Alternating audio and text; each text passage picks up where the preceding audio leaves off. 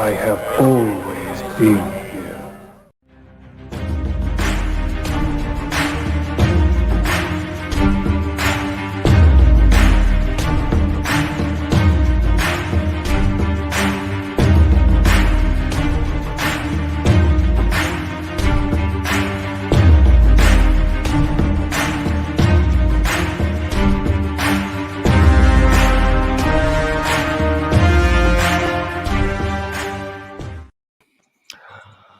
Good evening, ladies and gentlemen, nerds, Poindexters, and ambassadors everywhere, and welcome to the Ambassadorial Wing.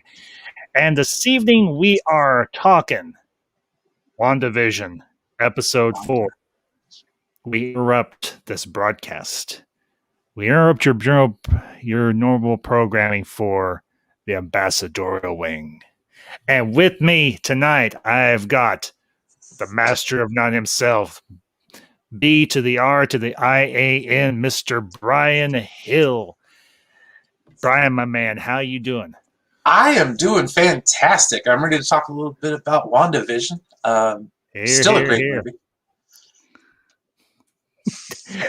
And to everyone in the chat, that Nigel movie guy, Sir Nerd-A-Lot, gentlemen, welcome and good evening. And hey, Sir Nerd-A-Lot, I know you did a stream last night talking about WandaVision, but if you'd be interested in joining the panel, I can shoot you that link. I have got the hookup, my brother. I have got the hookup. And yes, Nigel, that movie guy, The Last Jedi, still sucks. That's just an opinion. It is an opinion. And it is an opinion the ambassador does endorse. So even if you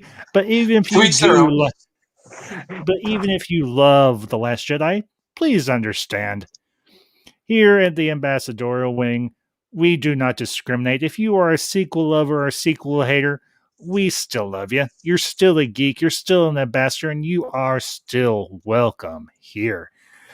And to the chat also, Excelsior UK, yes, my man here, my brother, my nerdy in many ways brother, knows his trek, knows his stuff.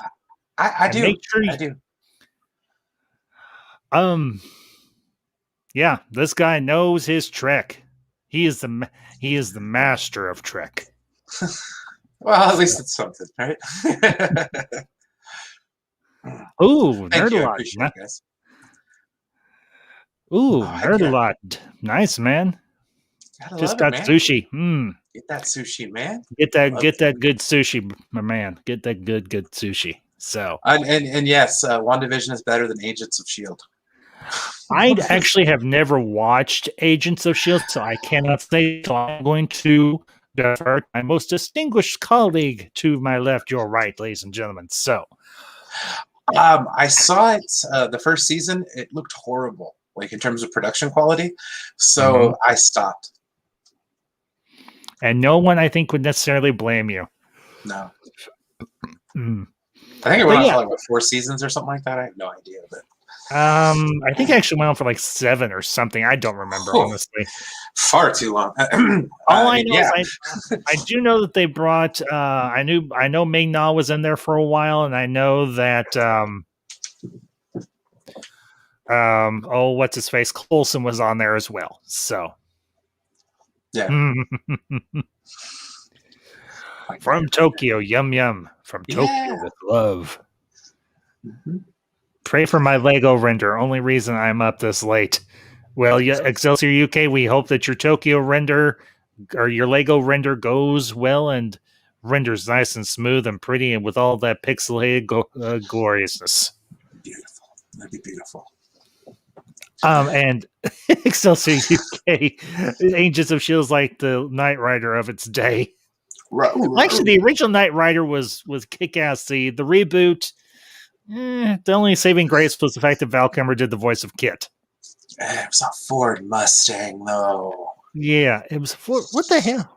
And it wasn't even like a retro Mustang. It was like one of the newer. It was the new one. Get out of here. I'm sorry. I can see like the new Camaro now, but no. You mean like the Bumblebee Camaro? Yeah, one of the '07 and newers. Well, it's like Mhm. I don't think that car was out at the time. No, but that's part of it. But I would have preferred a General Motors vehicle as opposed to a Ford. Who would? That's neither here nor there. Yes, Car guy come indeed. down. Hey, I'm a car guy. I love classic cars. I do. I love, love, love classic cars. One thing that me and my father-in-law have in common. Unlike my last father-in-law, we had absolutely nothing in common. Oh, there you go. The common ground is always nice. It definitely helps. Not to mention my current father-in-law. He's a real hip cat. Real cool. Real groovy. Very nice. So, but that all being said, we're not here to talk about in-laws. We're here to talk about WandaVision and the latest episode. And man, we had a lot of questions, and this puppy gave us a lot of answers, but just left us with more questions like, okay, what the hell happens now? Well, here's the good thing. And this is something that I beg people, because after we finished watching it, one of the things about it was people, in my opinion, were overthinking the hell out of it. Like, I don't know. Like, they're like, oh, well, it's not a real town, and this, that, and the other thing. And it's like, I think you're thinking a little too deep into it. Because what we've seen and the answers that we've gotten, it kind of like, oh, okay, I get it now. So it's like, basically at the end. So I don't know. We should start from the beginning then, where Agent Wu and or actually, sorry, the snapback. I thought that was really awesome to see that panicked hospital set up where people were just like re-emerging in the hallways and stuff like that. I mean, I thought that was really cool, visually speaking, and introducing Monica Rambeau older was really cool. And an adult Monica Rambeau. Yeah. Well, just a heads up to all of you in the chat, those of you that catch us on the replay, this will be a spoiler-filled review because, well, you can't really spoil it. You can't do a review without having spoilers. So I always hated the non-spoiler reviews. It's like, vague. Just say it's a simple thing to say. There will be spoilers. So here's your warning. There will be spoilers. So if you don't want to know anything until you watch it, come back after you watch it and see let us know what you think down in the comments, obviously. But yeah, the only time we've seen the blip was in Far From Home. Yeah, and it was more comical than scary in my opinion. I preferred the scary, honestly. I think it really showed the urgency of the situation. I would agree, and not to mention it gives us some continuity to where the show takes place. This obviously is post Endgame. So yeah, like right after Endgame. I guess from what I understand, it takes place in between Endgame and Into the Spider-Verse, or not Into the Spider-Verse, but Far From Home. Yeah. Yeah, more likely. So, but yeah, the episode is, not to mention it has continuity back all the way to Captain Marvel, which I know some people are going, I don't like Captain Marvel, Lieutenant Trouble. Blah, blah. I don't care. Captain Marvel, man. Captain Marvel was a good movie. It wasn't the most greatest thing ever. But I'm just saying, it's like, I don't know. I'm going to keep using the same comparison. It's like Star Trek. Are all the movies winners? No. Is there a Star Trek? They're not all losers either. No. That's what I'm saying. They can't all be Wrath of Khan. You know what I mean? No, they can't. And that's how I look at Star Wars now. That's how I look at Star Wars now. It can't be all Empire. Yep. It can't be all Empire, and it can't be all. And everybody's got to have an Attack of the Clones. So, but yeah, and I like the fact that obviously they introduce Maria Rambeau's daughter Monica and everything, and she's working for Sword, and we finally get some background on Sword, and they have a headquarters and everything, and okay. I swore to myself I would not say every other word during a review, because when I did my reviews yesterday, I did that a lot and it drove me nuts. Like, I was like being like when I first started doing live streams for myself, it was like I over here we got yeah. And I'll bring up Excelsior. And hey, Nigel, thank you, man. I appreciate you sending out the sharing out the link. Very much appreciated, brother. Truly. Excelsior asks, my son and I are trying to figure out where the Infinity Stones are right now. If Captain America put them all back, where are they in the present as they work back up? They're destroyed in the present because Thanos snapped and destroyed them. That's where they are at present. Well, because he had to go put them back. If he didn't, it would create branch timelines. That was what Captain America put them all back where they were. Mm-hmm. That means that's where they are. So now, in the current time of the MCU, the Infinity Stones are gone. Well, here's the thing, though. Can something like... I get the very distinct impression that, yeah, he may have destroyed them, but something tells me that they're not necessarily gone, if that makes sense. That's a possibility. That's a possibility. Because if you think about it, these are, well, as the collector described them, they're like ingots left over from when infinity, entropy, death, and for heaven's sake, what was the other cosmic being that was there? I can't remember now. Infinity, eternity, entropy, and death were the four cosmic beings that created the universe. So, but I think... Okay, Excelsior UK.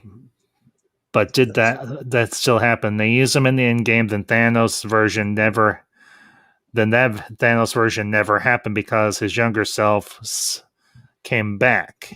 No, like I said, I think you might be overthinking it, man. It's real simple. Yeah, we can get to some theorization and everything. We can get to some theorization after we get done with the review. Mm-hmm. So, I'll pop up Anthony's comment here. I hope the last episode of the season Wanda says no more mutants. Actually, I would rather she say the opposite. Mutants. I am a mutant. Let there be mutants. Yeah. And we get mutants, and there is much rejoicing. Yeah. So, but as far as the episode goes, it does give us some good continuity for obviously for Captain Marvel and the characters within that universe. And I do like the fact that Maria, if I remember correctly, the mother's name was Maria Rambeau. Yeah, it said on the side on the building thing. It's like, oh, the Maria Rambeau sword building. I'm like, oh, cool. Well, it's also on that plaque, Maria Captain or something. Maria Photon Rambeau. Photon Rambeau, yeah. Oh, real quick, I did want to ask you this. Did you notice the necklace that Monica was wearing? The little gold necklace. Not detail-wise, though. Was it the same sword one, or was it different? No, it's actually the Captain Marvel insignia. It's that little star. Oh, gotcha! Like the Kree star or whatever. Yeah. Interesting. Yeah, it's the Captain Marvel insignia, essentially. You know, the one that appears on her uniform. Yeah. The one that she helped her make, basically. Yeah. So you have to ask, where did that necklace come from? But I'll say it. Nice little Easter egg. Nice little subtle Easter egg and everything. If you blink, you miss it. But if you go back and watch it later, you'll see it now. You'll see it then. That's one of the ones I missed. Damn it. And that's okay. It happens. It's cool. Well, that's why I watch New Rock Stars. They fill in all the blanks. I don't have to do anything. You lazy bum. Hey, what can I say? But yeah. Now, obviously, Monica's mother died of cancer, sadly, which stinks. But of course, she's working. Monica's now working for S.W.O.R.D. And I will say, I like the director guy. He was... I forgot what his name was, but yeah, he was pretty cool. I forgot too, but he almost came off as a little bit like a cross between Nick Fury and Agent Coulson, sprinkled with a little bit of Tony Stark. Mm-hmm. That's kind of the impression I got from him. Yeah. So... So then, like, what, they come up to Westview and for missing persons. I'm kind of interested to see who that missing person is. I'm wondering if it is like Wanda Maximoff, because she is under, protective custody, as it were, or she's supposed to be. Well, she was, because if you remember, she got snapped out, and then she got blipped back. Mm-hmm. Okay, yeah. So then she was still in trouble for the whole Sokovia thing. I don't know if necessarily she was in trouble for all that. They may have let that go by now. I mean, we don't know what the state of the Sokovia Accords are post Endgame. It could be that they pretty much like scrapped them. I think it would be logical. Yeah. So, yeah, and Excelsior brings up a good point. I'll pop it up here, and Excelsior. It's not that I ignored this. Funny thing that the rope came out red and white and blue. That was actually a jump rope. A jump rope from the 1970s. I was like, oh man, an old school jump rope. I was like, oh what? And we'll get into that as well and everything, because that introduces kind of an interesting little plot point for the series going forward. And he's like mixing in Ant-Man and Thor extras, because we have Ancient Wu from Ant-Man, and we have everyone's favorite astrophysicist, Darcy Ross. I like Darcy quite a bit. So she brings a lot of levity to most situations, which I really enjoy. And it's not like, she's got a good brain. Mm-hmm, yeah, so it's like those smart little quips, here and there. So that's why I was glad to see her back. I think it was crazy how fast they set up the perimeter and all that stuff, and like the sending in a drone, and then we find out that was the helicopter. So it's like I think what it is, it changes to suit what the situation is. So it's like that's why the jump rope did what it did on the guy, and he turned into the bee suit from the hazmat suit. Yeah, the bee. Well, it's a bee from a hazmat suit into a beekeeper suit. Yeah, and I'll pop Anthony's other comment up here, and to the chat, Brian. Yeah. And to the chat, Brian Myers, I think this is the first time you've been in my chat, so welcome and thank you for tuning in tonight. Glad you're here. So, and hope you enjoyed the stream. But yeah, what I found interesting was we finally figure out who Geraldine is and why Wanda kicked her out. Mm-hmm. She was essentially undercover. Well, she got sucked in. I wouldn't say she was undercover. She was more like accidentally there, but then eventually played along. Well, the question becomes, how much of her actual self did she retain, and how much of herself did she forget? And I get the impression that she retained more of herself than we realize, because especially when she said Ultron. That was when the reality broke. And not to mention the necklace, the sword necklace. Mm-hmm. Because if you remember, that was her badge. Her badge reimagined. Exactly. Yeah. Now, another thing I want to get into is Wanda herself and Westview. Mm-hmm. I think we can pretty much establish that she has created that town out of nothing. I disagree. Really? Yes. Okay. What's your theory? Well, my theory is that it is a real town. Okay, because there were road signs and all that kind of stuff. They were talking about it in the episode. Like the barrier had limits. So what I'm thinking is she came to this town, and those people that are in the show were people who lived in that town. Okay. So that's why we can all see it. But the cops, one, they're from Eastview, which has a lot to do with Westview, and they have amnesia from the reality bubble. Well, now wait a minute. Didn't the cops say that Westview doesn't exist? Yes, they did, but they were standing right in front of it. That's what I'm saying. Those cops had amnesia. That's possible. Because that's what the reality bubble does.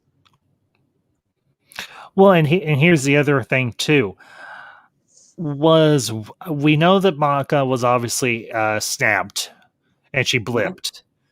Yep. Did the same thing happen to Agent Wu? Do we know definitively? I don't think so. I don't think we have any definitive evidence on that, but I would assume since he learned the card trick that he didn't get blipped. That's a possibility. But here's the other thing. It would explain why they're able to perceive the distortion field. Mm-hmm. Because they weren't their perception on reality could have been altered somehow because of being snapped and then being blipped back. That's a possibility, but the other thing I would suggest is that in Age of Ultron, what did Scarlet Witch do? She distorts reality. She got in everybody's head. That too. So what's to say that she didn't do to the cops? That's a and here's the interesting thing about Wanda, this whole the whole series, what it's doing with her. She is part of a group that I kind of made up on my own called the Children of Infinity, which is made up of 4 specific characters, and I don't know if they'll maybe expand upon it. The first one was Captain Marvel, obviously. Because of the Tesseract. Because of the Tesseract, the Space Stone. And then, of course, the other 3 are from the Reality and Mind Stones. Of course, Wanda, her brother Pietro, and Vision. Mm-hmm.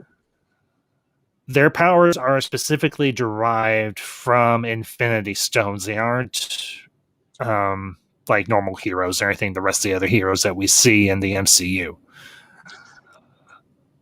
That makes their powers almost limitless. Because if you think about it, a power that massive can quite literally be used to do anything. Mm-hmm. Well, see, here's what I'm thinking, though.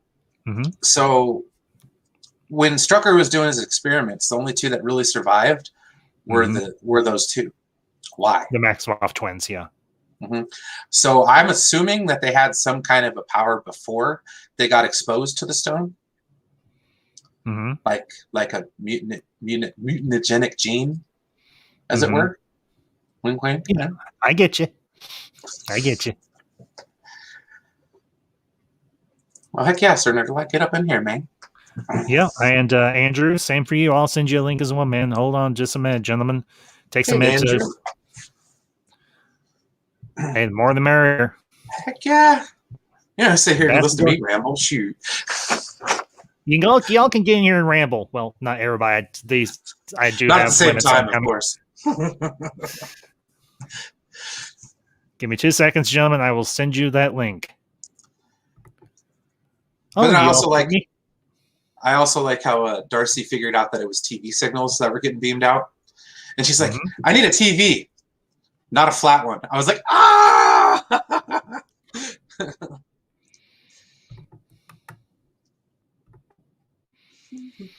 All right, gentlemen. There's your links. Get your butts in here.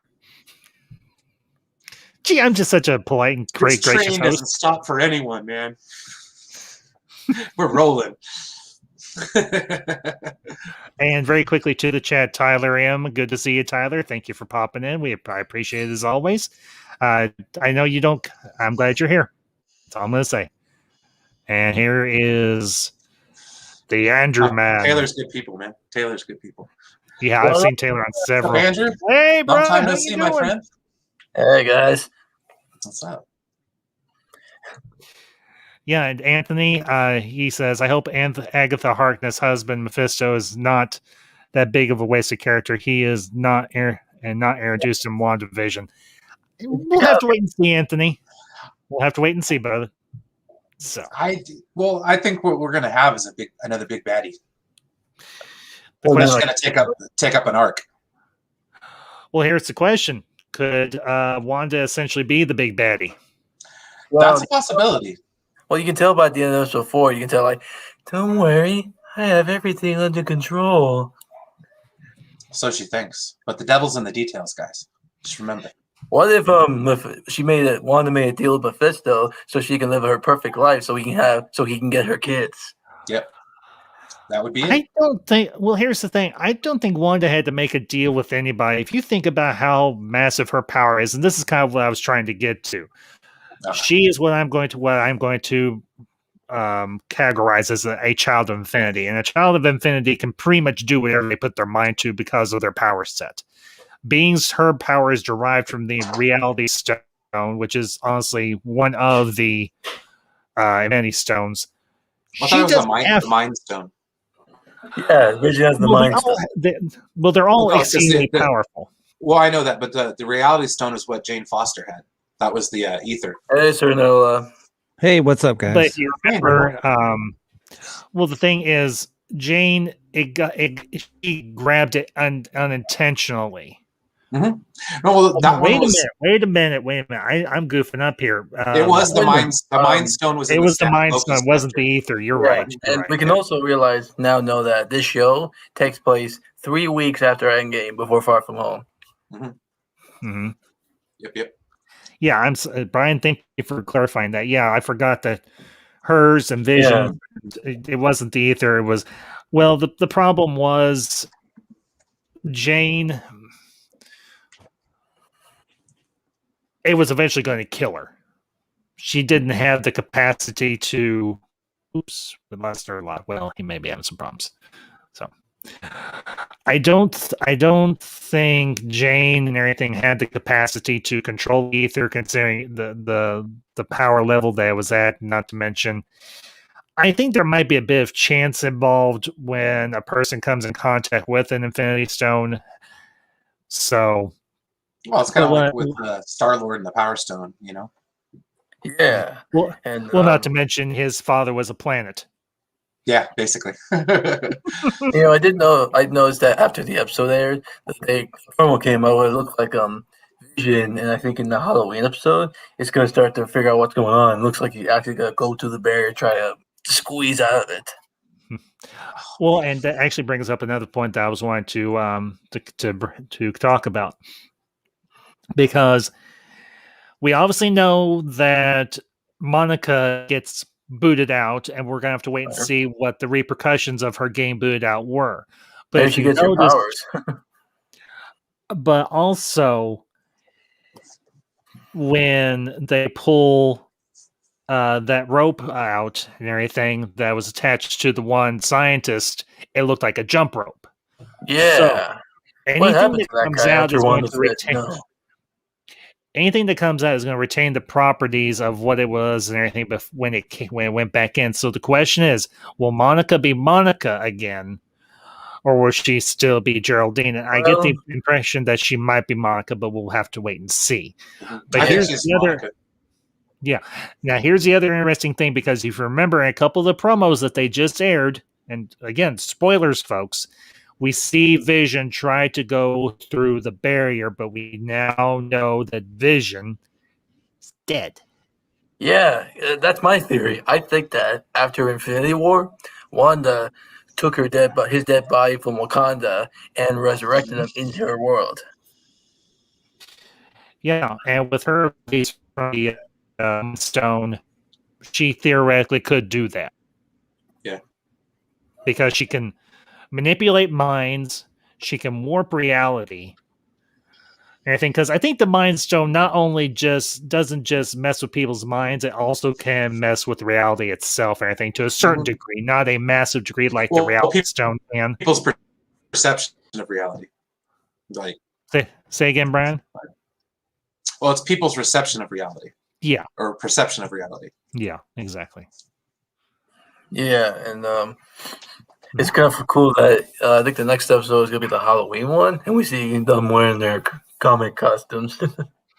Yes, their old school costumes, yeah. Excelsior UK, she was... Scarlet Witch and Quicksilver are both mutants in the X-Men universe, but beings... or they're part of the Brotherhood, right? They were actually... They were making those kids. Mm-hmm. Yeah, in X-Men continuity, Scarlet Witch and Quicksilver are both mutants, and they're Magneto's kids. Mhm. So they're part of And- the Magneto's Brotherhood of Mutants. Yeah, they were actually part of I think, one of the first incarnations of the Brotherhood of Evil Mutants back in the 60s when the X-Men premiered. So, Anthony, I think it's probably going to be 80s, and then maybe the next episode will be 90s, because if I remember correctly, fellas, correct me if I'm wrong on this. This is the 9-episode season. Is that right? Yes, 9 episodes. Okay, that's what I thought. So we've got 5 more episodes, and then of course we'll go 80s and then 90s, and then the three-part big finale. Yeah. Which brings me up some. I remember hearing that Evan Peters might show up in this show, which might bring in the X-Men. Yep, that's also what I've heard. I'm not sure who's Evan Peters. He might be Quicksilver from the Fox X-Men films. Yeah, he was Quicksilver. Oh, that's X-Men, right. Okay. From the not Days from, of Future Past. Yeah. That one. Yeah. Mm-hmm. Yeah. That would be kick-ass. They're thinking his version might show up from the Fox X-Men films. Mm-hmm. Well, that's what I'm hoping is that they can tie in the Days of Future Past cast of the X-Men. Because if you remember, Nicotina said that he's thinking that at the end of the show, Professor X might show up to break Wanda out of her trance. Well, yeah, especially since he was such a big part in the House of M storyline. So it'd be really interesting to see if Professor X does show up and it's James McAvoy. I'd be like, yeah, I'd go crazy. I have to let go of Patrick Stewart. Yeah, come on. Look at your poster, man. No, and that's why. He's Picard again. He ain't going back to Professor X. But didn't he say he had a meeting with Kevin Feige? He will always be Professor X to me. No, that's true. But I'm just saying, I just don't think. I think he's done playing the character. And he very well may be. And if that's the case, okay, that's fine. He is getting kind of a little long in the tooth to try and play a mutant. He's so 80 years old, man. It was hard enough seeing him play Picard. That brings up a good point. We don't know who Wanda's father is. So what if we find out her father is Magneto? See, that's what I'm hoping. I'm hoping Michael Fassbender shows up at the end. Do you really think he'd join a TV show? Why not? It's Disney. It's not. This is not just a TV show, though. This TV show has the budget of a movie. Well, this show is connected to Spider-Man 3 and Doctor Strange 2. Mm-hmm. Yeah, so it's like multiverse. Give it to me. And that's what I want to see. Everybody except for Jennifer Lawrence, I'm cool. Yeah, they bring in the Fox. Dude, they bring in the Fox X-Men prequel cast. Talking that smack just because she's more talented than you. Maybe we should change the name to X-Women. That's why I could not stand her in Dark Phoenix. So I think I get what you mean. If they bring in the prequel cast, it could open up the door to more previous versions of Marvel characters, like the original Spider-Man actors. Mm-hmm. And that's how we get our Deadpool. And I just want to say real quick to the chat, Sir Nerdlot, I'm sorry, but the link is still there. If you're able to get back in, you obviously can come back in. I think we'll keep the spot. But I do want to pop.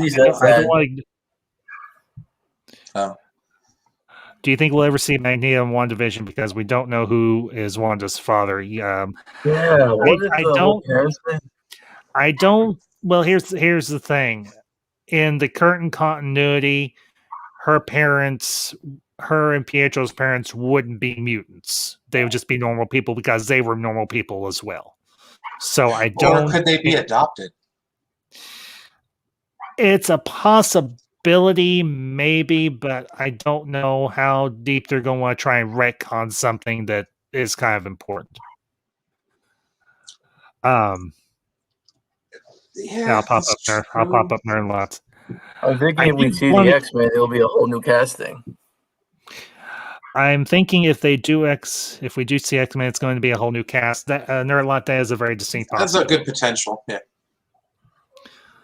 Yeah, and Tyler, because this could, I know this series is probably going to tie into Doctor Strange 2 Multiverse of Madness. I think we could probably. Yeah, possibly. But I think this is going to be Marvel's, or this is going to be, well, I'll pop up Anthony's here because it kind of says Disney does still got a contract with old X-Men actors because those X-Men actors was going to do another X-Men movie after Dark Phoenix. So it's a possibility. Now, here's the thing that they could do potentially. If they're able to get the majority of both casts to come back, I'm just going to say... Because Ryan Reynolds did tweet recently that he said that before X-Men Disney bought Fox, Deadpool 3 was going to be a road trip movie between him and Logan. And I'm just going to say this. Hugh Jackman, if you show up, I will have a massive geekgasm. Oh yes, Hugh Jackman. Oh, man, if that happens, I will have. Here's the thing, dude. Remember what happened in Logan? Don't get me started on Logan. I've only seen that movie once, and I couldn't watch it again. I still need to get it, and they have it on 4K. I'm like, what the heck am I waiting for? Oh, I got Jackman and Stewart said that Logan's were their final films. And if that's the case, you know what? That's cool. Really. Yeah, no, and I can respect that because they both gave it a good run. Oh, they gave it an amazing run. Well, they did the best they could with a couple of movies that they were given. Well, one movie in particular. Origins. Sorry, I had something stuck in my throat. It was called a bad movie. It's a bad movie. Yes. Okay, I'll pop up Tyler's comment here. Rebecca Romaine as Mystique. Rebecca Romaine, yeah, she was. Oh, she was great. She was better. But she's number one in. I will agree, series. But I will say I think Jennifer Lawrence was a good Mystique as well. You're kidding. I do. I liked her in the first three, but in Phoenix, I just you can tell she didn't want anything. You can tell that she didn't want to be there because you can tell the makeup kept getting lesser. Mm-hmm. Like she didn't want to actually be Mystique. She was more having fun being Raven. Yeah, I was like, what the hell? That's not like, it's like Christian Bale not wanting to put on the Batman suit to be Batman. I don't know. Can you blame him though? Being in that hot ass rubber suit, not being able to turn your head. Or like Tom Welling not wanting to be Superman. Oh wait, he did that. Well, no, his was a different reason though, because up till then that part was a curse. Oh, Superman. The Superman curse? Mm-hmm. Oh, dude. Okay, George Reeve died. Christopher Reeves was paralyzed. Brandon Routh wasn't affected. Well, that was after, that was after Tom Welling, wasn't it? Maybe he was the one that broke. What about Dean Cain? What about Dean Cain? Yeah, Dean Cain as well. Yeah, and Tyler M. I will say it. The last X-Men movie that I saw was Apocalypse. I didn't even bother with Dark Phoenix because Dark Phoenix was so weird. Like, oh my gosh. The one big thing for me about X-Men Apocalypse was Apocalypse. Everything else was just everything they built will fall. And I will say it, and y'all can disagree, and that's totally cool. I thought Oscar Isaacs was good as Apocalypse. No, I agree. I just wish they would have given. They should have gave his character more weight. I could, you know what? I will. Yeah, I will grant that. But we've kind of gotten off track here. Back onto WandaVision because, well, we're not totally off of WandaVision because I have the feeling that this series is leaning towards two things. One, obviously, it's going to lead into most definitely Doctor Strange 2: Multiverse of Madness, and it could potentially lead into Spider-Man 3. I think the Cumberbatch might appear at the end of the show. That'd be kind of cool. But I think the one other thing that it could potentially, I think is a very high possibility, the introduction of mutants into the MCU. Now, if I'm wrong... the X-Men. Now, well, not just the X-Men, but... no, Neon Sci-Fi, the redesign of Apocalypse, not the original purple one that did look like Eye of a News, and yes, I... Look like Eye of a News, man. Not gonna lie. Oh, can you talk about...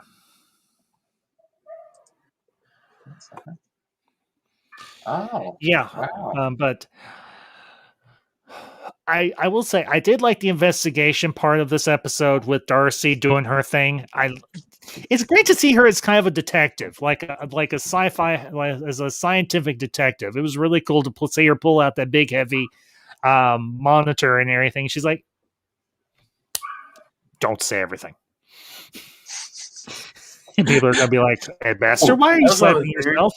Well, I like was how she that, got invested in the show. Like she's just sitting there going, oh, She's like, "I'm twins! invested." What a twist! Yeah, I was Wolves with looking at her theory like- that even though it looks like Wanda is doing all this, I think then there's someone else pulling the strings. I don't think so. And Come here's on. her lot. Someone was. You remember what they said that someone was censoring the broadcast? Yeah, I think Yeah, it's it was Wanda. Wanda. It was Wanda. It's all Wanda. Hey, Nerdlot, can you hear us? Nerdlot, can you hear me? Hello. Nerdlot, can you see me? Can you see what I see? That's not what I was singing. You uncultured swine. Al Pop Anthony's comment up here. X-Men Apocalypse was not Brian's true vision of the movie. Fox interfered with the movie. Doesn't surprise me. Wow, another example of a studio interfering with the director's Well, let's be vision. clear. I don't want a singer cut. No. Okay. If Fox interfere with Apocalypse, release the singer cut. Well, Excelsior, I don't know if she's necessarily broadcasting deliberately, or maybe she is. We don't know. Yeah. I also think that scene where they're listing all the people, they're actually like real people that won the trap, except for Agnes. Well, the thing is, they start doing research, and all the people that are popping up are actual people from out in the regular world. Yeah, from New Jersey. Like they're all Jersey driver's licenses. That's why I'm thinking that was a real town. It's just everybody's under her spell. Exactly. And to the chat, Barcelona B, Barcy, good to see you, ma'am. Hope you're doing well. Hey, Barcy, what's up? Hey, Barcy, good. Welcome to the Ambassador Wing, Barcy. I think you've popped in here before, so welcome, ma'am. Glad to have you. Hey, Kind of Barcy, I see you here too. Yeah, but you don't count, Andrew. I'm kidding. I kid. I brought him over.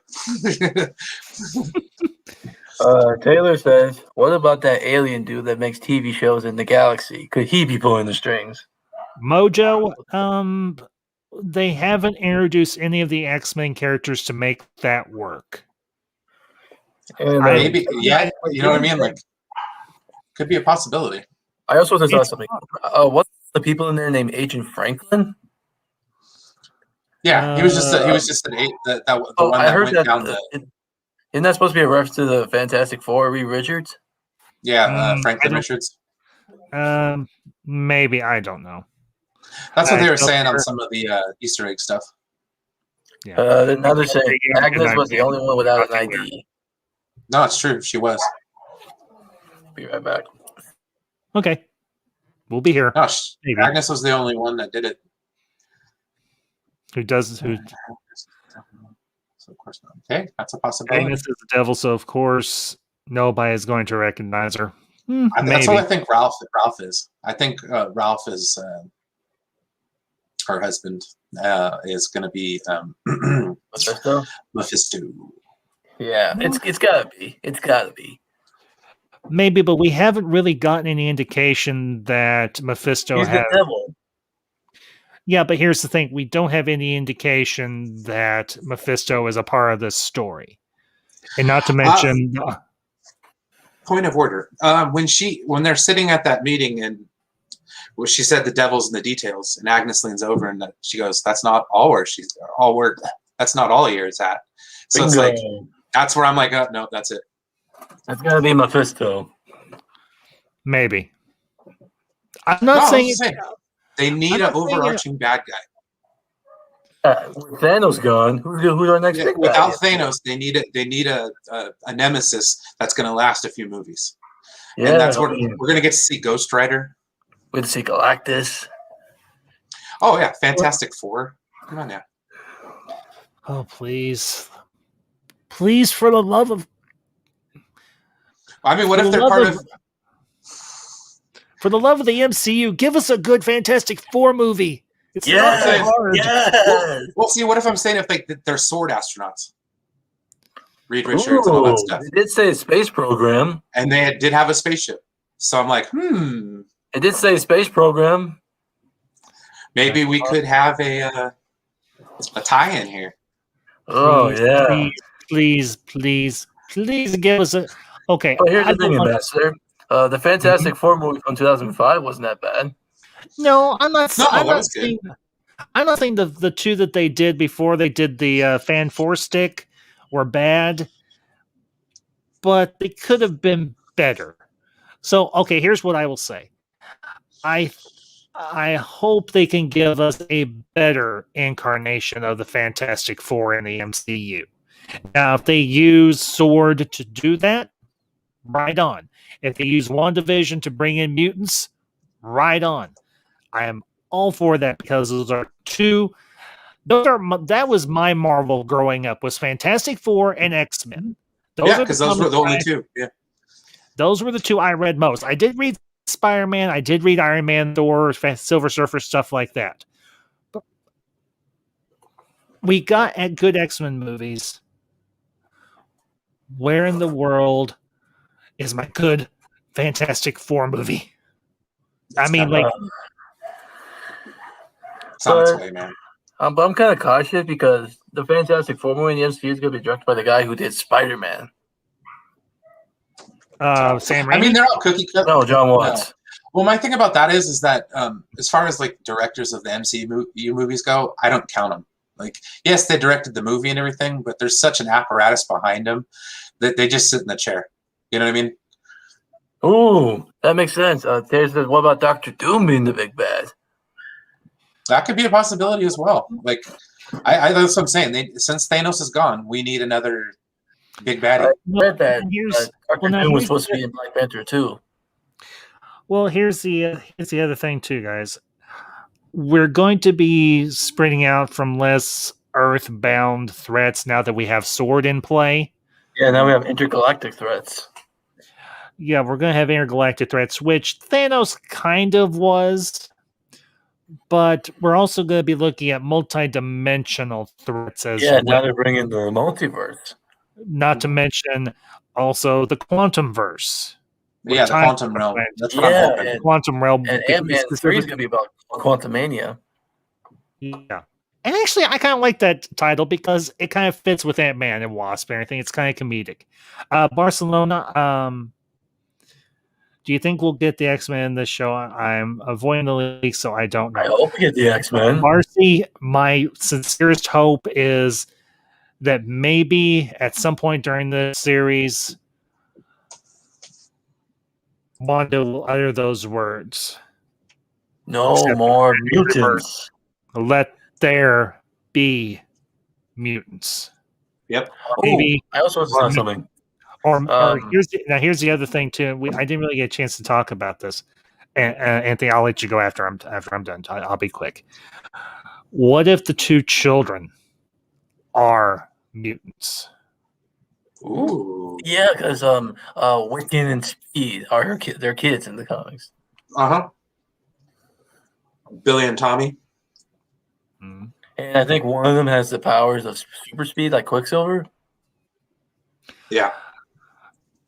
But they could have completely different powers altogether. Well, it's a possibility. Right now, it's kind of open. Yeah. Seriously. And I also thought for Big Bad, if you remember, Ant-Man 3 is introducing a very famous villain called Kang the Conqueror. Yes, because he's a time traveler and he's also a multidimensional threat. So And that might have a play in the Loki show. Maybe. That's a possibility, yeah. I'll pop up Anthony's comment here.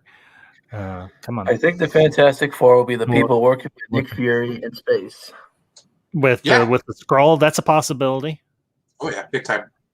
Yeah, that's a Who definite would play the possibility. Fantastic Four? My dream team, so to speak, would be John Straczynski's wife, Emily Blunt, Yep. and maybe, honestly, if he isn't too old, he'd be willing to do it, but just give him a better costume. I wouldn't mind seeing, Chicklets come back as Ben You Grimm. want him back? Oh yeah. I like. I Michael thought he Chiklis. was good. He was mean, good. he I has dug it. Clobbering time. I actually What like. about the Human Torch? I think if they gave him if they give him bear makeup, or maybe do a bear CGI mock-up of him, and then give him bear dialogue. What about the Human Torch? That's a tough one because two people who've already been in the MCU played the Human Torch, Oh yeah, like Chris Evans. and Chris Michael B. Evans Jordan. and Michael B. Jordan. So the question is, who do you get I to think play? someone told me like Andrew Garfield as the Human Torch. I can see it, but if they're going to bring him back as Spider-Man, I don't think that's going to work. Yeah, that makes sense. He doesn't. Is that the truth? Human Torch is kind of cocky, kind of arrogant. We need like a cocky person. You almost need like another Tom Hiddleston. Another Tom Hiddleston? You need someone that's similar to Tom Hiddleston because he's got to have some swagger, got to have some truth cockiness. And to the chat very quickly, my DC brother, True 31. Good to see you, man. Thank you, and thank you for being here. Drew calls me Spider-Man now. Yeah, I could do that. The incredible Spider Andrew, the amazing Andrew Man. There you go. Where are your superpowers, Andrew Man? I was gonna say Iron Casali. Okay. I'm not Iron Man. No, Iron Spider. That was my favorite. Yeah, my favorite suit in the whole damn movie was the Iron Spider. I like the Stark suit, red and blue more. Okay, or the Night Monkey. Okay, I'm going to toss something out here, and y'all might think I'm nuts. Barcy says he can't see Andrew Garfield as a Human Torch. Yeah, Barcy, I'm going to have to agree with you. Yeah. I'm going to toss a name out here. Y'all might think I'm crazy. Let's see. Let's hear it. Oh, what's this? Adam Driver. Kylo Ren? Give him a chance. It's really interesting. Oh, but I'll just see Kylo Ren. How about like Ray Fisher? Oh. After what happened with I'm not Zac Efron. I could get Zac Efron. He could. Think about it though. They've already done the switch in the last movie with Michael B. Jordan. So why not? No, not Adam Driver. I just toss it as an idea to get the ball rolling in a manner of speaking. If y'all have a better idea, I'm all ears. No, Adam Driver's good. I'm not sure. Like, you think he wouldn't be the proper casting? Well, no, I don't.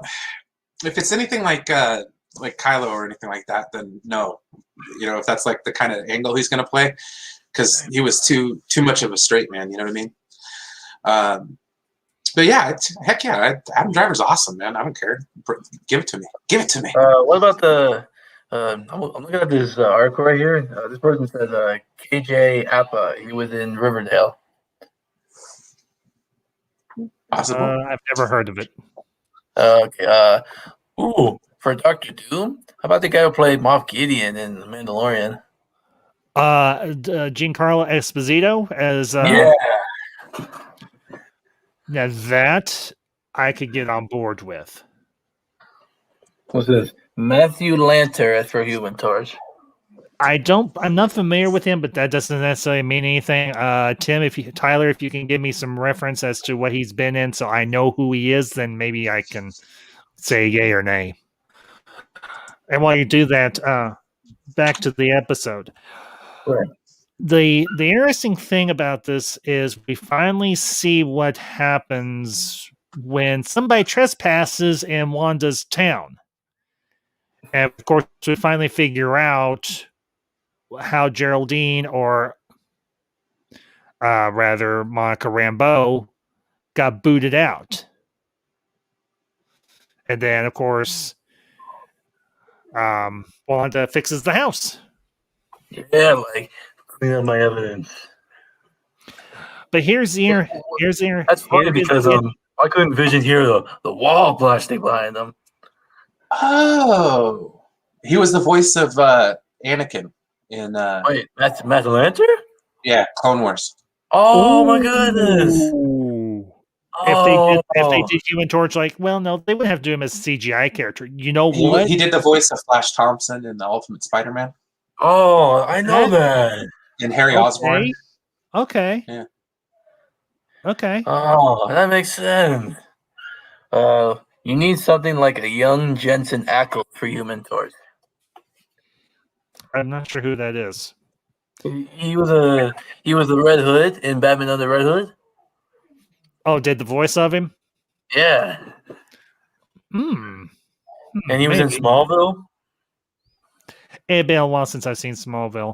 Yeah, Barcelona, I will agree. Wanda seemed, particularly in that one instance, when after she kicks or she throws Monica out of the house and out of the town,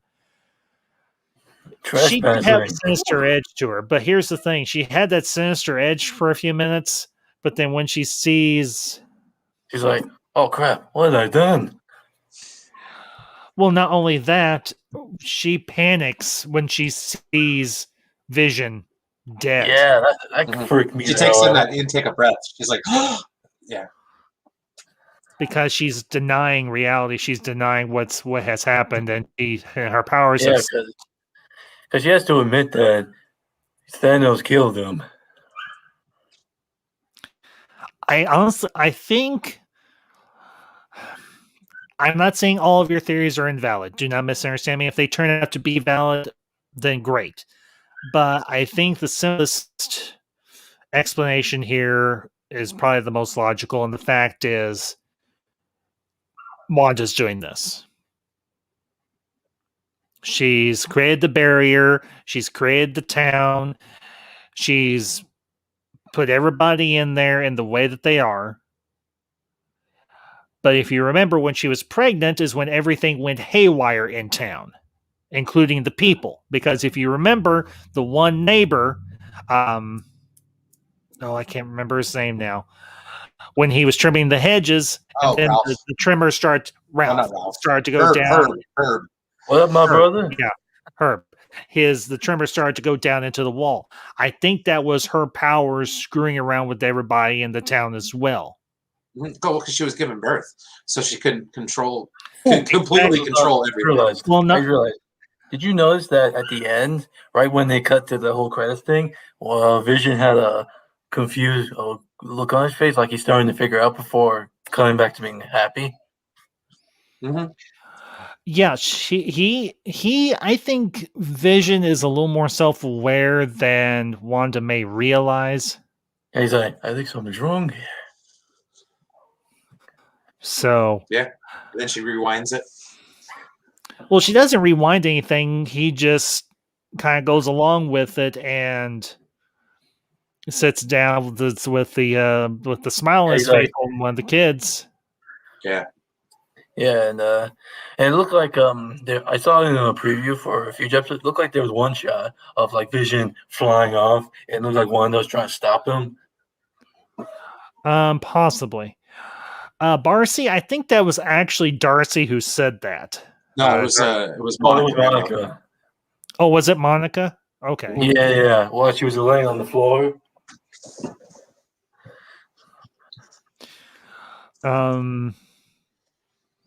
Anthony. Do you think Vision will remember that Thanos killed him? It's a possibility. I think we'll just have to wait and see at this point. Yeah. I think he might start to realize that. If you remember in the trailer where it showed Vision going to Agnes during the Hollywood episode, and he's like, "No, why would you think that? Because you are dead." Yeah, remember that? He's like, "Am I dead? No. Why would you think that?" Yeah, she even knows who the Avengers are.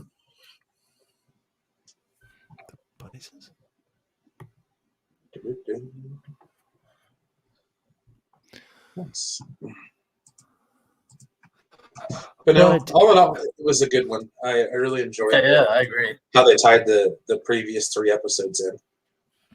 Yes, and I think they almost had to do an episode like this to try and help the audience understand what exactly is going on, but still leave you wanting to know, okay, we know this much, but we still need to know more.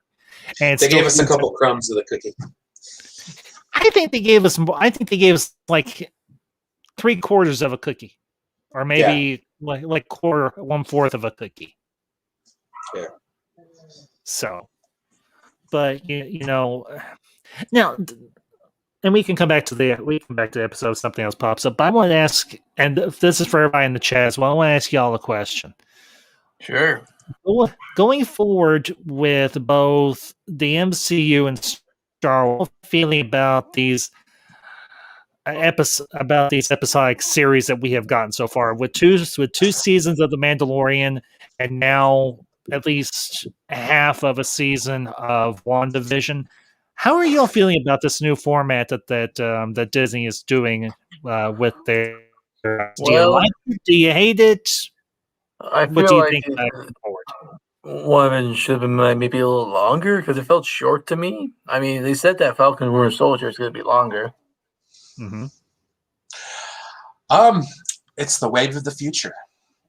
Yeah, I mean, Because when it comes to the MCU, after Endgame, they're now going big, and I mean big. Well, no, what he's saying is that do you agree with the fact that they've kind of scaled back from the movies and putting content out on DisneyPlus as a TV when show?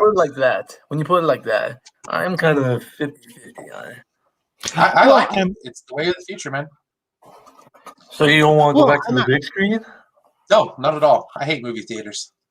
Are you telling the truth? Well, I'm not. It depends on what movie, honestly. But all in all, no, I could care less. So you want? Oh, okay. So you want to put movie theaters out of business? No, they got themselves out of the business because before COVID happened. For that.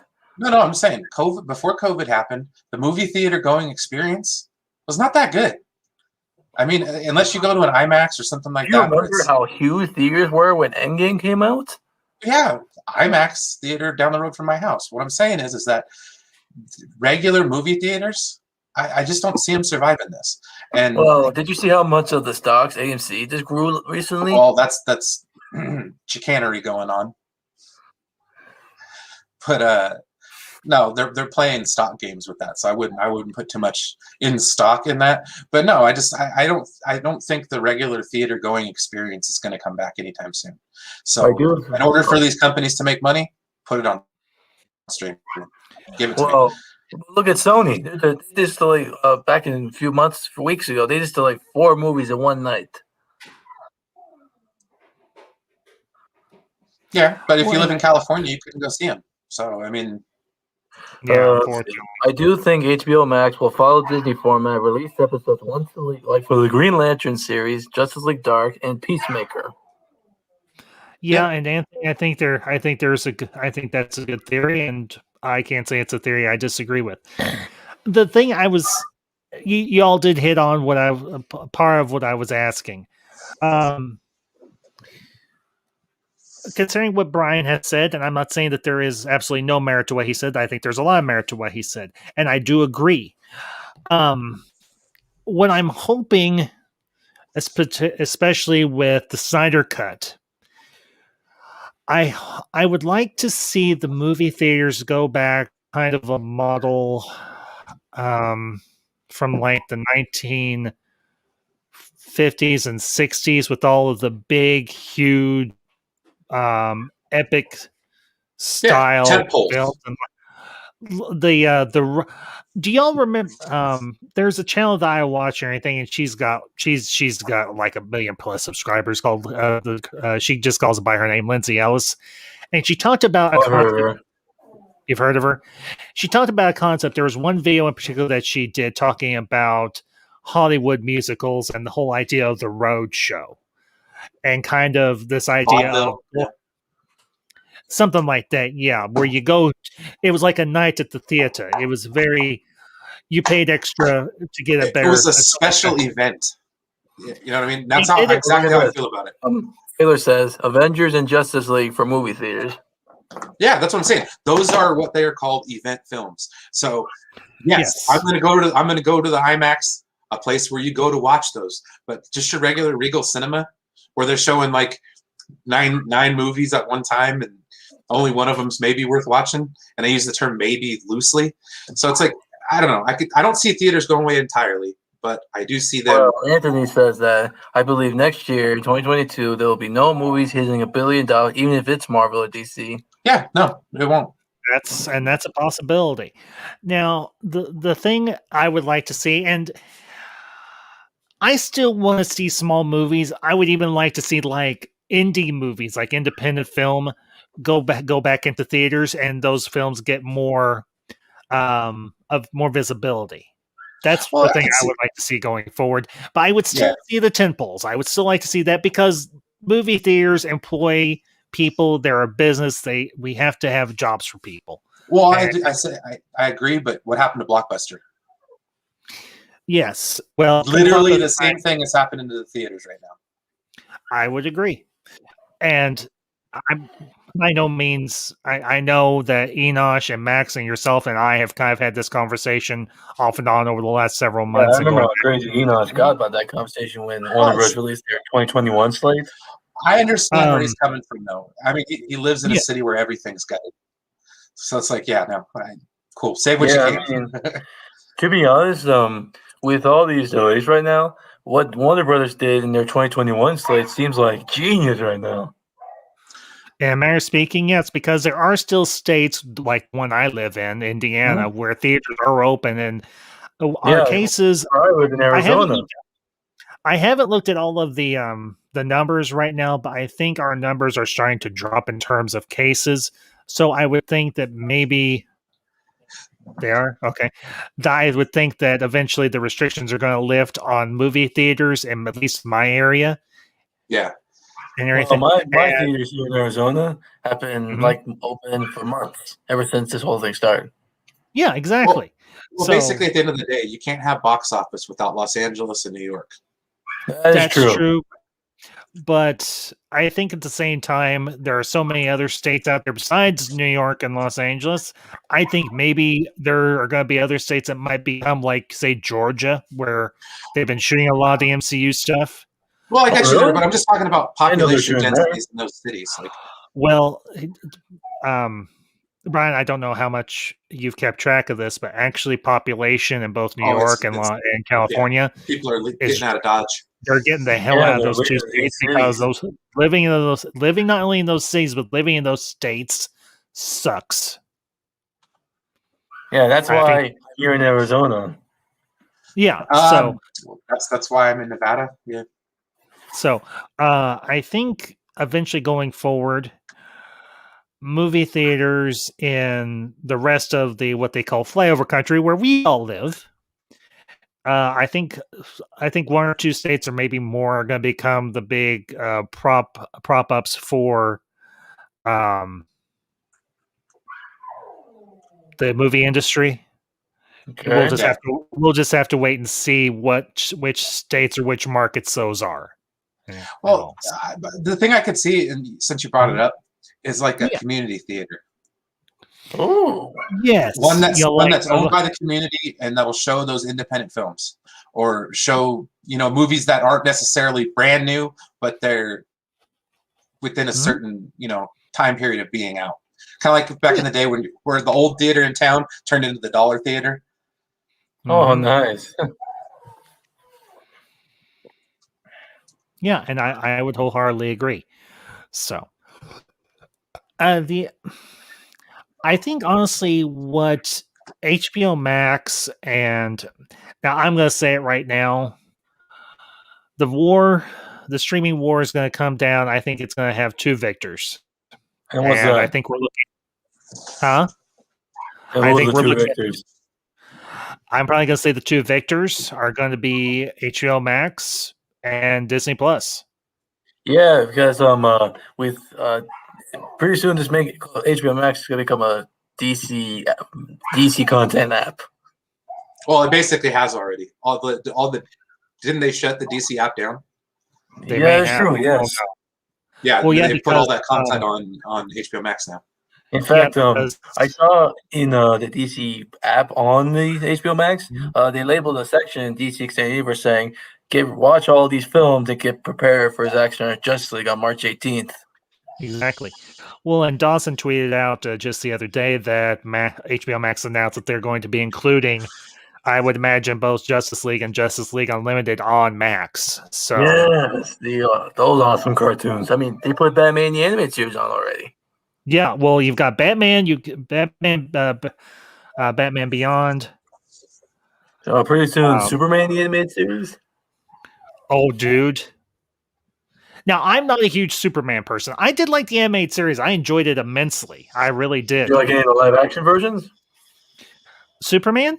Yeah. Yes. Well, I grew up watching Christopher Reeve. Those are the ones I grew Good up choice. Good choice. Yeah, well, those are the only ones that I had. Now, yeah, that was all there was. I did watch Lois and Clark a little bit. It was okay. I did like the animated series. I did watch, I think, like up until like season 5 or 6 of Smallville, and I really enjoyed that. I thought Tom Welling was a great Superman. I thought he was a great Clark Kent. I really do. Then came Man of Steel. Say one more time. Then came Superman Returns and Man of Steel. Yeah, actually, speaking of Man of Steel, and coming up next month, I'm in preparation for Zack Snyder's Justice League coming out in February. I'm going to be doing watch parties for Man of Steel and for BVS Ultimate Edition. Sweet. So I haven't figured out what day I'm going to do those just yet, Teneri, and what have you. But I got an idea. Since the Snyder Cut's coming on March 18th, make Man of Steel the 16th and BVS the 17th. Well, the only problem is Valentine's Day falls in between there, and I got a wife that's more important than a movie. Yeah. Silent Scotty says, I'm with Brian on theaters. $15 popcorn and $7 sodas were hurting them way before COVID. I've watched movies for years outside of a couple a year. Yep. And that's exactly how I am. I rarely go to the movies unless it's something big. And Cylon, I will not say I disagree with that whatsoever. I do and everything. Stop saying everything. Peter go watch this on the replay. Why is the bastard slapping himself when he says everything? Because I don't like saying that it's a filler word. It means nothing. But getting back on track here. Cylon, yeah, I would wholeheartedly agree with your comment here because theaters were kind of shooting themselves in the foot, but part of the problem was the movie industry was taking too big of a chunk of what the movie theaters made. So the movie theaters were having to make up the money somewhere. So I think the real blame, or at least a part of the blame, goes towards the entertainment industry more so than the movie theaters. Just saying. I'm not saying that the movie theaters are completely to blame, are completely without blame, is what I mean. But I think the movie industry has got their own share of blame when it comes to how much people have to pay to go to the movies. Oh yeah, totally. I mean, okay, let's get down to a little bit of brass tacks here. Think about this.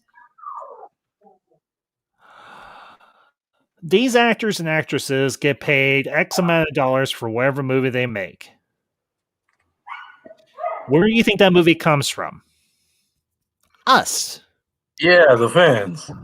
Exactly. Well, not just fans, but from moviegoers, just in general, from the general public. Now, on top of that, it costs these studios X amount of dollars to make a movie because production takes money, marketing takes money. It all takes money. It takes capital to make these. Obviously, it's simple economics. Anthony says here, do you think everything will be back to normal by September this year so movie theaters can open? Even if it does, people aren't going to go. They might stay away in there. They're scared. Anthony, it's going to depend on two factors, and gentlemen, you can chime in here as well. It depends on what state you live in, first and foremost, and 2, how quickly they get the vaccine out to everybody. Now, I'm just being realist here. I'm being what I feel is honest. I'm trying to be a fair bro. In my opinion, for both of those two things you said, one, I don't have to worry about that first thing because my Harkins Theater has been open for months since last year. And 2, I don't know if I'm going to take the thing because apparently I already had COVID. Okay, well, then you may not necessarily have to. I am probably going to because I've got a mother who is elderly. Now, she's had the vaccine. She's going to go get her second dose next month. But I've also got a wife who has several health issues. And I also have my in-laws and my coworkers to consider. So more than likely, I probably will go get the vaccine. So, like I said, I think it's going to be a long way off until we have full capacity theaters again. And that's a very distinct possibility. It may take time for them to get things back to where they were. But here's the thing. I think this is an opportunity for these movie theater companies, not to mention the entertainment industry or the movie industry, to do a course correction. But I think the big thing is if they're going to do this course correction, public needs to make their voice heard, and we have the platform now by which to do it, and this is one of them. YouTube is one of those public forums by which we can make our voices heard. Not to mention, we have Twitter, we have Facebook, we have Instagram. Most of these, I agree, and yet there's a lot of censoring going on. Well, I don't want to get into that. I try and steer clear of politics on my channel, and by and large, I've been successful. But as far as when it comes to like entertainment news and reaching out to studios, our voice isn't censored in that aspect. Right. We have the tools at our disposal. We just need to make our arguments. We need to articulate our arguments, and we need to make our voice heard loud enough to where let the Lord speak. Give your truth. Well, not our truth, but simply the truth, and not the truth. If he's still you can't handle the truth. Didn't the theater plan to screw over the studios by lowering the ticket prices to force them into reincarnation? Neon Sci-Fi, I am not entirely sure if that's the case. I haven't heard that one way or another, so I couldn't tell you for sure. It's not that I didn't come into this, I didn't come online tonight. I plan on getting into this conversation. This is just kind of where the conversation has gone. We've gone from WandaVision to now where we're talking about what's the possible action that we could, as the public, can take to say to the entertainment industry and to the movie theaters, lower your prices so we can go back to the bloody theaters when you all really simple. It's really simple. Just don't go. I like going, Brian. I get what you're saying. Well, I know. Speak with your wallet. You know what I mean? Well, yes, you can speak with your wallet, but I think I don't like to pigeonhole myself into one approach. I like to have a multi-pronged approach on how I do things. Fair enough. So, yeah, you can vote with your wallets. That works. But I think you also can make your voice heard, and we have the tools at our disposal by which we can make our voices heard to these industries and say, you want us to come back when you reopen, or you want us to come back now that you are open? Give us incentive to do so. Yeah, make the experience better. Yes, I would agree. Make the experience better. You've got go back to an old formula. Give us some goodies. Make it like a movie. Make it like a night at the theater back in the old days. Mm-hmm. And I get. Give us some tchotchkes. Give us some commemorative. Give us the good stuff. Okay, I'll give you an example. I've got in one of my keepsake boxes a program from when my uncle went to see the original Star Wars. In 19, and this thing is high quality. It was nicely made. It had pictures of the actors who played the parts in their costumes. It gave a brief background or synopsis on the character and the actor who was playing them. Give us stuff like that. Give us like the little Wonder Woman tiara if you went to AMC or your Yeah, in fact, AMC. when I went to see The Amazing Spider-Man in 2012, I got a poster. Yes. Give us some posters. Give us some stuff to take home with us saying, hey, I went to see this movie. It was awesome. And this is what I got. You should do too. Or just the $15 TIE Fighter shaped popcorn bucket. In fact, I remember some. Do you remember? Apparently, back when The Dark Knight Rises was coming out, they did a little marathon. Batman Begins, The Dark Knight, leading up to that movie. Yeah. I'll pop. Do you think Disney's charging $30 for a movie is too much? Yes, I do, Anthony. I do think $30.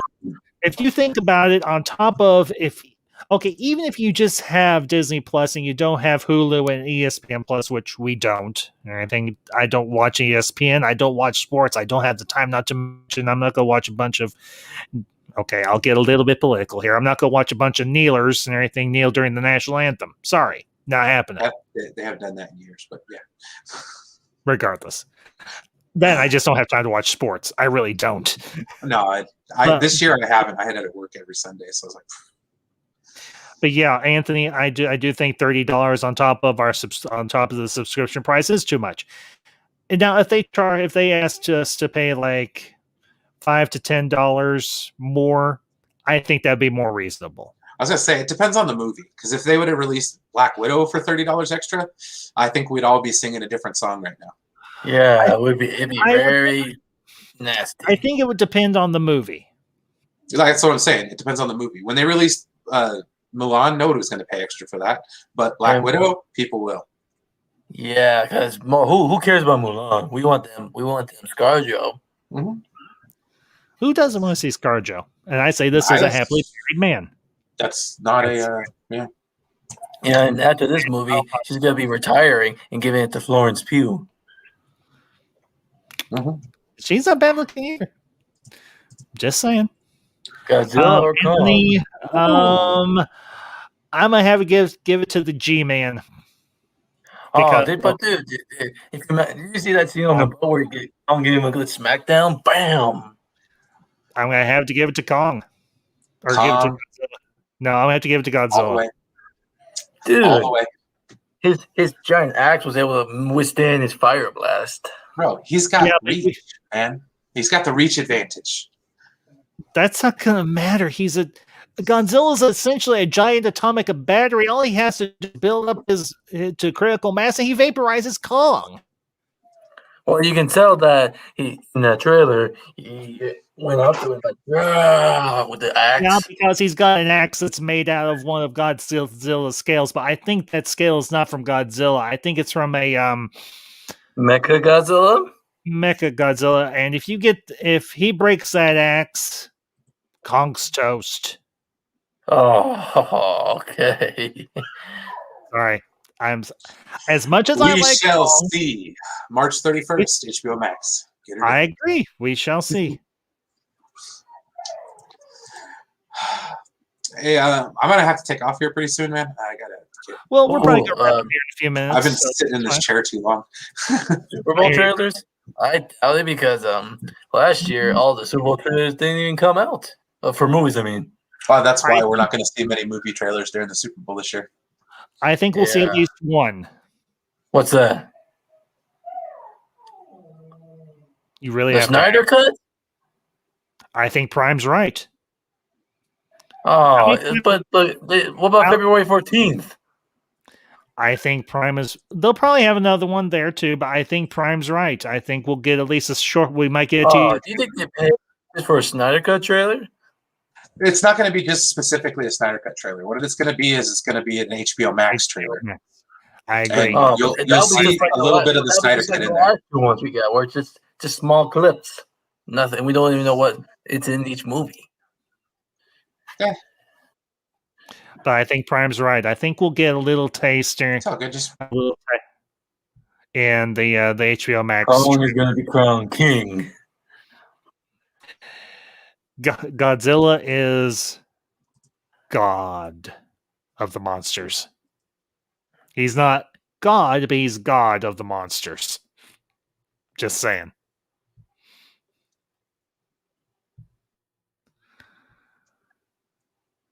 Oh man. Yeah. MK What's the first trailer. Halle Berry Mortal movie I saw? Kombat. The Oh, Mortal Flintstones. Kombat? Possibly. Space Jam 2? Yeah. Yeah. Honestly, I'm not really all that hyped for Space Jam 2. That's the truth. Well, I told Brian about what could be in that film. What about the other Warner Brothers IP characters? Mm-hmm. Anthony says the marketing for the Snyder Cut will start next month with the actors. Probably. That would not surprise me. But again, Prime usually has his finger on the pulse. Oh, Yeah, like he's sources. He's seldom wrong on that kind of thing. Yeah, I agree. I'm going off of Prime's record, and Prime's record is pretty damn good. So, anyway. Well, guys, great stream. Yeah. We got WandaVision in, and we got to talk about some. So, hey, Brian and Andrew, thank you both for being here. And Nerdlot, I know you tried. Nerdlot, I know you tried. Hopefully, you can get your computer set up, figured out, and hopefully next time I do one of these, we'll have you on. And who knows, maybe going forward, Saturday nights, I'll start doing these for WandaVision as they go along, and we'll have some nice talk. Keep on. Hey, I'm not the Poindexter Lounge. I'm the Ambassador Wing, and we all know ambassadors outrank Poindexters any day. What? Don't you remember that Enosh is Lord Enosh, ruler of the Snyder cult? And eventually I'm going to get inducted. I am. Well, I am eventually going to. I've just got to. He's got to do one of those late night call-in streams on a night that I'm off. He told me on Twitter that he told me in the DMs that he'd be doing a call-in soon. Well, hopefully it's on a night when I don't have to work. And if he is, I'm going to be like, okay, I want the Snyder Cult. I want in. I want all the perks. I'm a member. I got in de facto. I was grandfathered in. You look jerk. So, and to everybody that's been in the chat tonight, Barcelona Beast or Nerdalot, Tyler M, Anthony Belch, hope I'm saying your name right, Beltray. I know that Truth was in here, Neon Sci-Fi. And if there's anybody, Brian Myers, if you're still in here, you left. Silent Scotty was in here for a little bit. Everybody, Excelsior UK, everybody that tuned in tonight, everybody that catches this on the replay. I hope y'all enjoyed the stream. Hope y'all enjoyed the discussion. Of course, smash that like button. Ratio that one dislike. Although I think I know why that dislike's there, so it incentivizes everybody else to like it. I was gonna say, who the hell would dislike this video, guys? Yeah, dislike. I got a dislike, but here's the thing: I've noticed that there are times that people will do a deliberate one down vote to incentivize people to upvote. So to whoever downvoted this, I say thank you for the engagement regardless. So have a nice day. Yes, thank you. And of course, if you catch this on the replay and you enjoyed the discussion, of course, leave your comments down below, hit that like button, share this stream out. And if, of course, you come across this stream and you're not a part of the ambassadorial wing and you like what I'm doing, if you want, what the heck? I guess Andrew doesn't like what we're doing. Ah, shit. It's all right. We'll get there. If y'all enjoy what I'm doing, if you want to support a small YouTuber who's trying to bring some positivity and some fun into the social media sphere, consider hitting that like button or hit that subscribe button. So, and of course, I'll be back next week, next Friday, with another doubleheader for Batman the Animated Series and Babylon 5, which, of course, for those of you who don't know who have HBO Max, seasons 1 through 5 are now included. So if you have not ever watched the show, go watch it, and then go watch my reviews, which I started long before I'm HBO gonna have to, Max I'm was gonna even have a to thing. do that. I've never seen Babylon 5. Dude, you should. Watch them first, then go watch my reviews, because there's lots of spoilers in my reviews. There's lots and lots and lots of spoilers in my reviews. So, but that all being said, folks, you all have a great night. I will see you next week. And Brian, keep doing what you're doing, brother. We love you. Man. Hey, did you hit 100? Yes, I did. As a matter of fact, I just put out a poll on Twitter because I'm going to do a watch party. I'm kind of confused as to what movie I should watch. So I put down 4 different choices. We have Star Trek 4, Voyage Home, Star Trek 6, The Undiscovered Country, Star Trek First Contact, and everyone's favorite, Batman and Robin. I may vote for Batman and Robin just to drive you nuts. I've already got 1 vote for it, so yeah, keep it coming. Well, and and that does remind me, I do currently have a poll up on my Twitter profile as well. I'm going to be doing my director spotlight stream starting next month, and the choices are, and right now, the man himself, Spielberg, is leading, but the other 3 choices are Robert Rodriguez, Kevin Smith, and Quentin Tarantino. And just to give you all a quick little heads up, whoever wins this poll will be the one I do the next month, which is a day away. And then I'll remove Spielberg, and we'll go from there. So make sure you go over to my Twitter profile, check out the poll, and give your vote. So, anyways, folks, y'all have a great night. Love y'all, respect y'all, and we'll see you next time. And until next time, these are the ambassadors signing off.